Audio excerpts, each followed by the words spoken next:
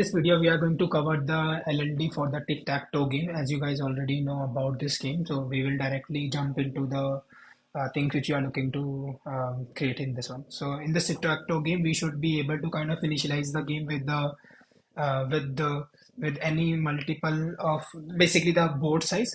Normally the board size is 3 into 3, but we should be able to kind of have the configurable board size. That is what it normally meant. The next thing is like we should be able to validate whether the move is valid or not, and then whenever we are making any move, we need to make sure that we are updating the board also. For example, if a user says that hey, I need to mark that particular cell, so it should be visible on board also that hey, there is a change on the board.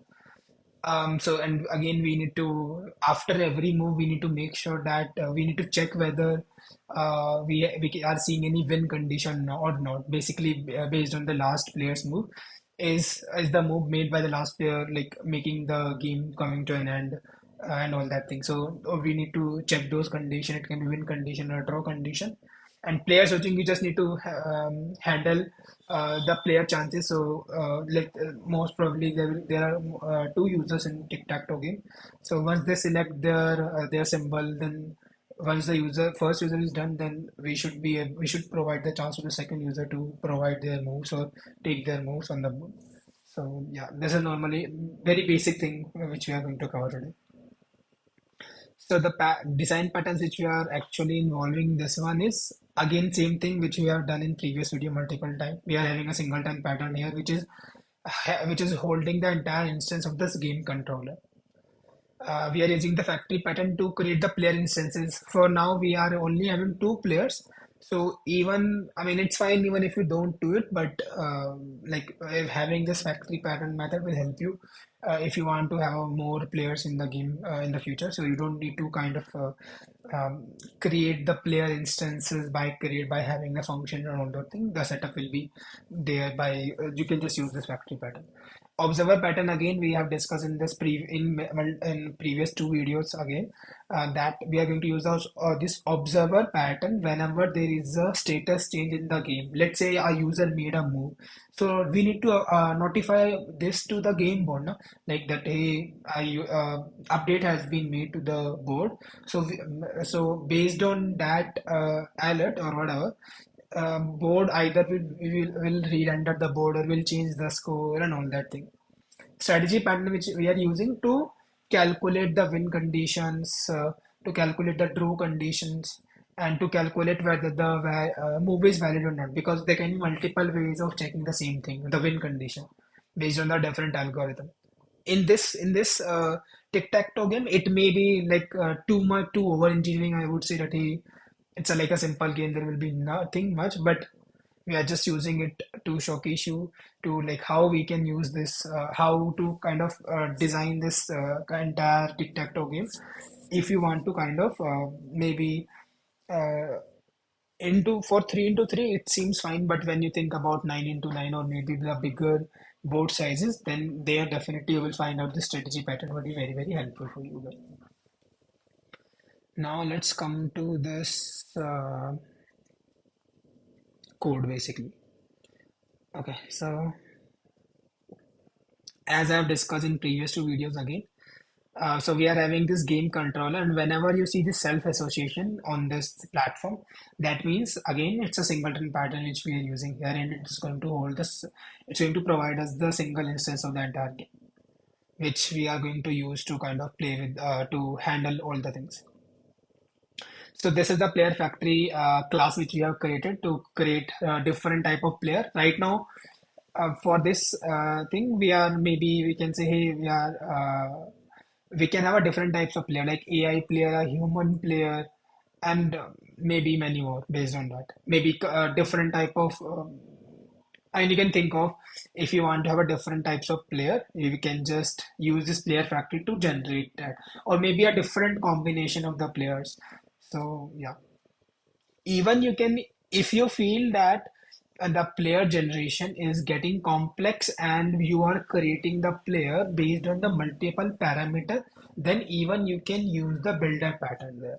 But in our use case, it was very simple. We are not either we are having a human player or we are having a AI player. There was nothing much configuration which we need to do for a player. But if you are like going to do the configuration, then maybe you can even go with the you should use the builder pattern so that you can have multiple configuration if you are going to create the player based on the different configs. Okay, so this tic-tac-toe is basically a main class which is actually handling the entire logic, as you can see in this method here. So it has a play game method, then so each player is draw and main, so it is handling all the classes whatever we have generated. This one basically if you see this class, we are having a board class where we are using the observer pattern. If you see add observer, notify observer, update board. So in this board class, we are using the observer pattern, and we are also within the same class we are updating our board also. The next one is this player class, which is all. So we are also having again a human player class again, which is extending this one so that let's say tomorrow if you want to have a AI player, so definitely it will have something different versus the human player. So you can create another class by using this player class interface, and yeah, so you can have different types of players also there. Then we are having a move strategy, as I've mentioned in this doc here. So here we are having this win condition, draw condition. Okay, so and the move thing basically which we discussed here. So we are having this move strategy. And default move strategy will basically check whether the move which is provided by the user is valid or not. In this one, specifically, we don't even require it because the things are so simple, at least for if you just consider the 3 into 3. But if you go think about the bigger board sizes, then definitely this will be useful in that case, those cases. Similarly, the win strategy is just for checking whether that hey, after every player's move, are we hitting any winning condition or not? So this is just this entire thing where we are using the strategy pattern. We are just having this for checking that thing out, whether the player has won or not after their move, basically. Okay, so we can directly jump into the code. Yeah. Okay, let's first go into this player factory, which we have discussed. So, as I mentioned, this is a simple um, player class we are having. Tomorrow, if you want to add the AI player, again, you can just, for this, for example, for like this one, we have created a human player class. You can create one more class like AI player. We have done this in our premium course already. So you can create a AI player class, and then you need to update this factory pattern also. And based on that, you can generate whether you want to have a human player, whether you want to have the uh, AI player basically. Okay. And so this make move, basically this function we are using to make the move on the board. The code is not completed here. Basically, we have covered this entire thing into our premium course. There you will find the entire code for all these functions. So let's go to the different class first. We have covered this one. So the player, just a simple thing. As we were mentioning that, go back to that thing. Here, this player class basically is just an abstract class which we have created, which is going to be extended by this human player class. Okay, so this was the abstract class which was having this symbol, and it was having two method which is going to be implemented by any class who is going to extend this class. That is basically human player if you see. Okay, here here we are going to for example, let's say this is a human player, so it will be more little bit simple. But let's say tomorrow, if you make it like a AI player, something like this, let's say. So you are already getting the board which is holding the current state. So what you are going to do, you are going to process this entire board here, and based on that, you will decide what is the next move you want to have basically here. Okay, so that is what you are going to do in this make move. Similarly, this update, there is a issue with this design actually. So if you see, we are like moving the entire responsibility of uh, making the move and update inside this human player class basically. It can be right also in one way, or it can be wrong also in other way, basically.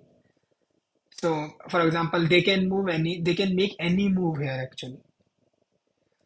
If tomorrow you want to kind of generate different types of player, we are kind of saying that, hey, this is our board, and you can make a move here. Because as you can see, we are not returning anything. We are allowing the this human player class to make a move into the board, basically. So this is again a negative point of this design. It can be a positive also based on how we are actually seeing it, but again, we will be covering this in our premium course already. Let's come to this board class. As we have discussed, so in this board class, this board is actually holding the entire board of that 3 into 3 or whatever size you are having. As you can see here, we have made the size customizable for now. So whenever you are going to initialize the board, you will be providing the size, and based on that the entire board is going to be created. If you see this one, line number 8, you can see we are using the observer pattern here to register all those observers whoever want to get notified whenever there is a update on the board actually. Okay, like as you can see here, add observer, and this is basically the basic thing of the observer pattern. And here we are making the update. Sorry, we are basically updating the board here with the new things. Okay, getting the cell size, basic thing, nothing much different. Move strategy. Again, we have covered like multiple times now in the multiple videos. This is nothing, just we are using a strategy pattern here. We have created an interface here with this name, and we are having just one function which will be implemented by other classes to define the different types of strategy. As you can see here, we are just not checking anything much, just a basic thing basically. Okay. What we are checking here is, hey, that particular board cell should not be filled by anyone for now. Basically, it should be empty. If it is empty, then it is a valid move, otherwise it's no. Now let's come to the win strategy, basically, this one, this interface. We are having again the same way we are having the move strategy, we are having this for the win one. Here we are going to just check whether the player has have won the game or not. And for that one, we are having this strategy. In this one, if you see, we are providing the entire board class, which is holding the entire, all the information about the moves made by the player. And this symbol is the symbol of the current player, the last player who have actually made the move. Okay. This is how we are trying to check the entire run, the entire column, which we basically do in the tic-tac-toe game, to check whether the those entire row or the column, vertical or horizontal, is containing the same symbol or not. If it is, if it is that way, then we are basically that user have won the game. So we for that we have specifically created different functions: check row and check entire column. Okay, and again checking the diagonal also. So if you see, here we are just first checking row and diagram, sorry, row and column. And as you know, if there is a square matrix, then there will be a cross diagonals there. So for that, we are have created different functions for checking the diagonals, whether there is a chance that the user's new move is working out on the diagonals or not. If it is yes, then yeah, that player will actually move. Otherwise, we will return false. Let's come to this main class. So this is the main class which we are saying. Tic-tac-toe. It is at this is actually holding the entire flow of this entire tic-tac-toe game. Board class is here. Current player is here. In this current player, we are holding the player which is currently playing that game, which is currently going to make the move basically. Basically, instance of these player things, and move strategy, win strategy, basically which we require to calculate whether the move was correct or not, whether the winning condition has been met or not. And here, this is actually nothing. Basically, I added this to show so that you guys can directly run this code without providing the input, because currently the platform does not support the user inputs. So here we are just holding the moves which we are, instead of providing it through the console, the inputs are being taken from this predefined list basically. Okay. Here we let's go to the main function now. Here is the main function. Okay. Here, as you see, as I mentioned, we are going to predefine some moves. Not predefined actually. Instead of providing the move, our move from the console, we are providing them through this way as an input array.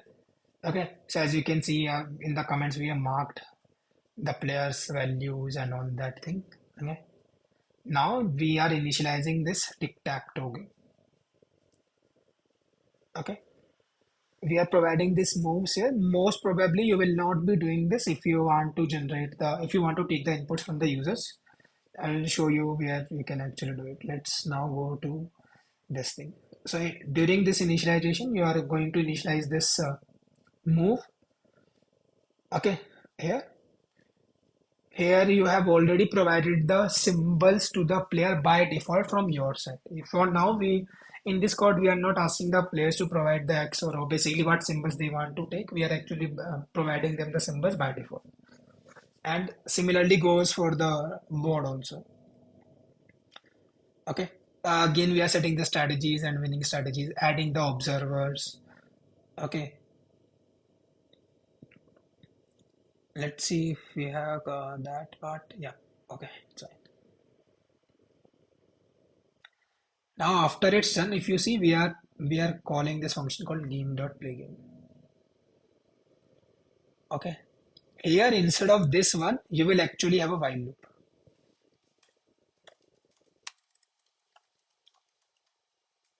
And after this, basically you will be like asking the user's input. Okay. That's how you will actually do this. Because just for the testing purposes, the platform does not support the user input. We are doing it this way. But instead of having this for loop, you are going to have a while true function here, where you will ask the user to provide the location where they want to place the where they want to place the cell, basically. Okay. Let's say this X and Y is coming from the user input. Okay. This is just a basic login. Then we are checking whether this move is valid or not. If the move is valid, if the move is valid, we are updating the board basically. What we are doing is we are updating the board.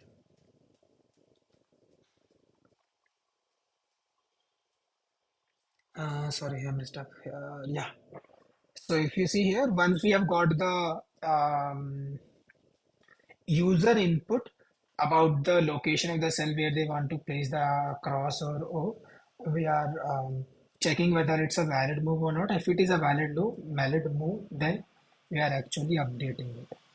In the current get symbol is holding the symbol which we have provided to the users, which is coming from this factory pattern. When you provide the symbol here to the factory pattern saying that, hey, I want X and Y. So this is what actually symbol means here, the get symbol one.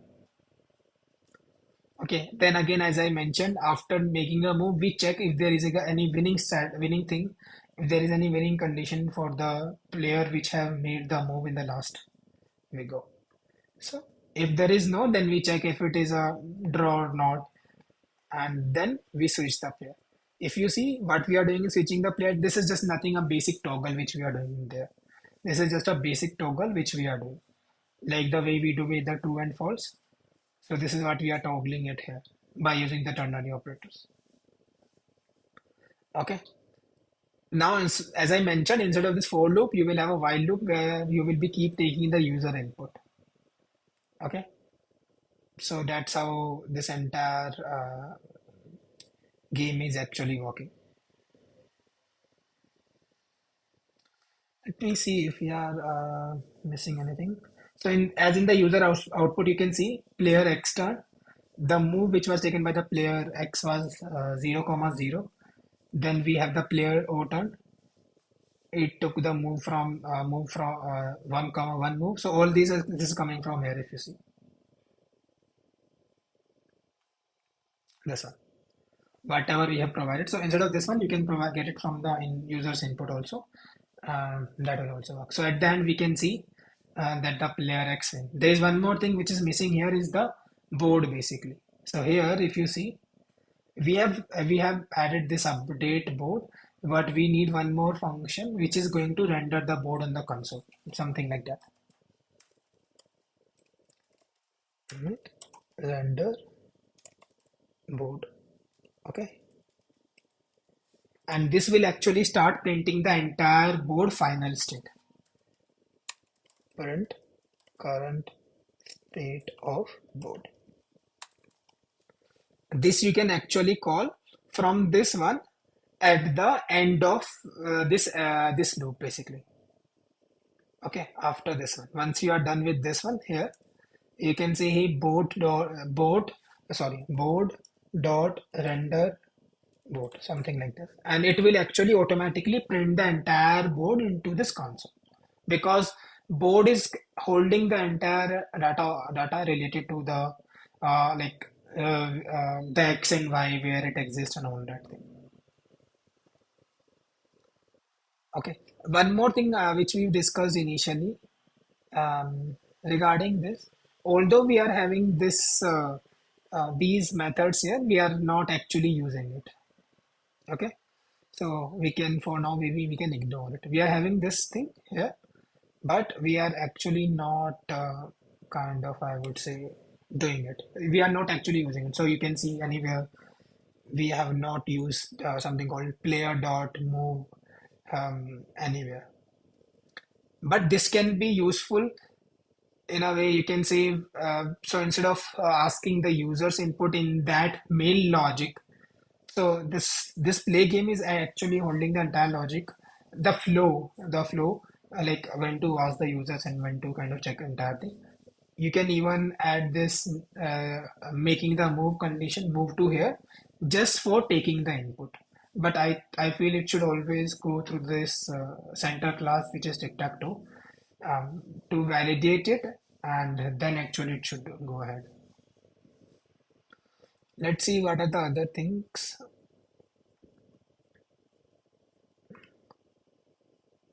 Okay, so there are issues in the above design which we have discussed. So one thing is limiting to the human pair, as I told you. Currently, we are only supporting the human pairs, but it should have the flexibility to easily incorporate the AI players or even the network multiplayer functionality. So, for example, you are playing into your system, but what if we want to have a network-based tic-tac-toe game? Current system does not definitely support it at all. Again, same thing, hard coded, which I told you, the board size, the way we are actually initializing our entire classes is hard coded for the 3 into 3. So we should not restrict the game to even only support that part. Then the next thing is the game mode. Currently, we are not supporting the game mode. Like if you play the game, there is always something human versus, for example, if you have played the chess game, the Windows 7 chess game, there you will find human versus human game, then human versus computer. So currently, we are not supporting those modes in the tic-tac-toe game. Okay, that is what also we can add here.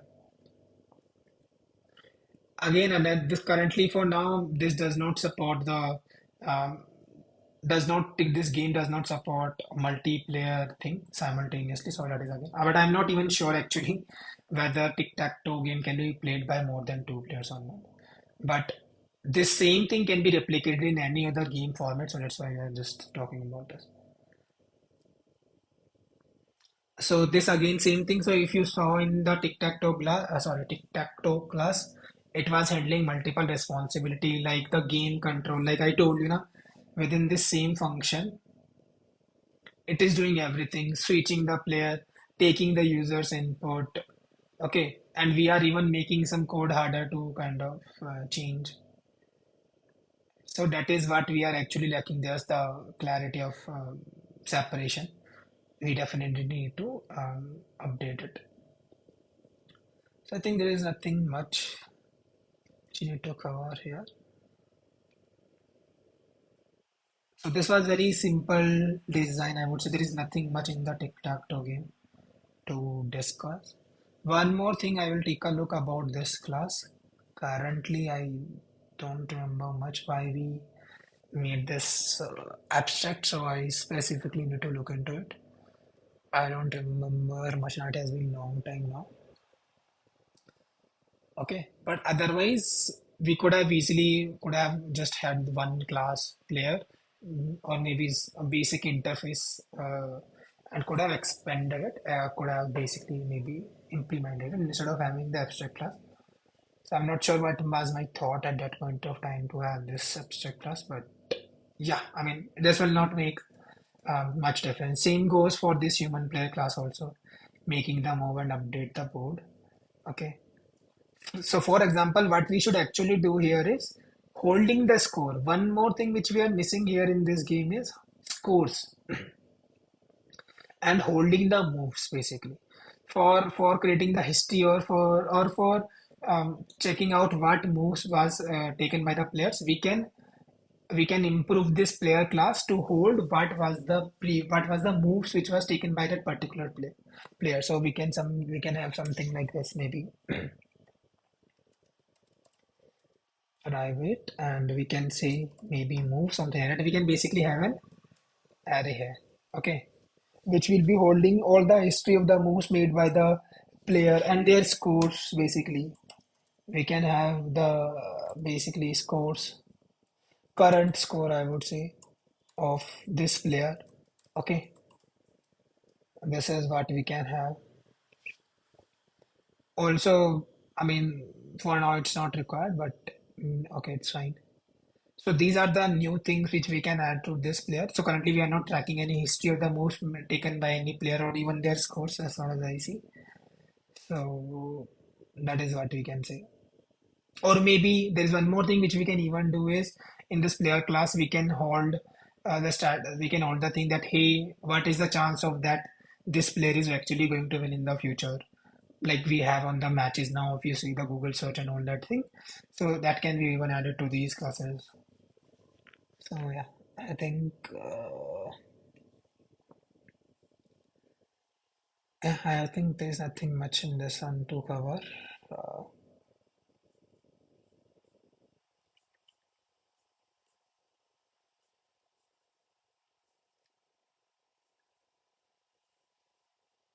okay. Yeah, so few more optimization thing to discuss is here. Let's say here, for example, current player. Do we really need to define the current player with this player class? I mean, can't we have a simple integer or maybe bit? Because in this tic-tac-toe game, it's like either 0 or 1. So these things really matter in the interview when you make sure that you are not using the extra space when you're writing the code, which is actually not required. For example, in the player 1 and player 2, it makes sense. It's fine. But do we really need this entire player class to kind of store who is currently playing? No, definitely no. We could have just used integer, or we could even have used bit or even boolean. I mean, boolean will not make sense in terms of reading the code, but bit could have been easily used. There is one more thing which I would say here. This is fine for tic-tac-toe game to have it this way, but it's more better to kind of always define the class basically this way. Basically always define the array and then hold these players into it.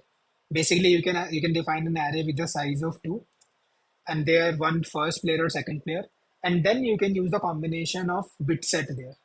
That way you can optimize the memory by a more good amount basically.